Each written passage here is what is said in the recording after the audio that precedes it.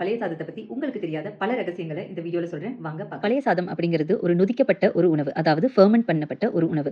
ஃபெர்மென்ட் பண்ண உணவ நம்ம சாப்பிடும்போது, நம்ம உடலுக்கு தேவையான நல்ல பாக்டீரியாக்கள நம்ம உள்ள அனுப்புறோம். உயிரோட இருக்கிற பாக்டீரியாக்கள நமக்கு தரக்கூடிய ஃபுட்ட நம்ம ப்ரோபயோடிக் அப்படின்னு சொல்லலாம். பட் இந்த பாக்டீரியாக்கள் நம்ம வயிற்றில இருக்கிற அசிடிட்டிய தாங்க முடியாம பல பாக்டீரியாக்கள் இறந்து போயிடும். அசிடிட்டிய தாங்கிக் கொள்ளக்கூடிய ஒரு சில பாக்டீரியாக்கள் மட்டும் நம்ம சிறுகுடலையும், பெருக்குடலையும் போய் சேரும். அதனால ப்ரோபயோடிக் உணவ நம்ம சாப்பிடும்போது, அதனால நமக்கு கிடைக்கக்கூடிய பாக்டீரியல் கவுண்ட் அப்படின்னு பார்த்தீங்கன்னா ரொம்ப கம்மி தான். இங்க தான் நம்ம அரிசியோட பயன் வருது. வேக வச்ச சாதத்த நம்ம குளிர்ச்சியாக்கும் போது, அதாவது கூலாக்கும் போது அதுல இருக்கிற ஸ்டார்ச் ரெசிஸ்டன்ஸ் ஸ்டார்ச்சா மாறுது. ரெசிஸ்டன்ஸ் ஸ்டார்ச்ச ஜீரணிக்கிற சக்தி நமக்கு கிடையாது.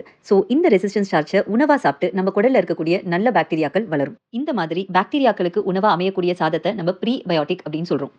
நம்ம பழைய சோறு ஒரு ப்ரோபயோட்டிக்கா மட்டும் இல்லாம ஒரு ப்ரீபயோட்டிக்காவும் வேலை செய்யுது. இது மட்டும் இல்லாம நம்ம அரிசியையும் மற்ற சிறுதானியங்களையும் ஃபெர்மென்ட் பண்ணும்போது அதுல இருக்கக்கூடிய விட்டமின், மினரல் கண்டென்ட் எல்லாம் பல மடங்கு அதிகமாகுது. நியூட்ரிட்டிவா பழைய சோறு எப்படி பண்ணணும்னு வீடியோ போட்டிருக்கேன். லிங்க் டிஸ்கிரிப்ஷன்ல இருக்கு. மறக்காம செக் பண்ணுங்க.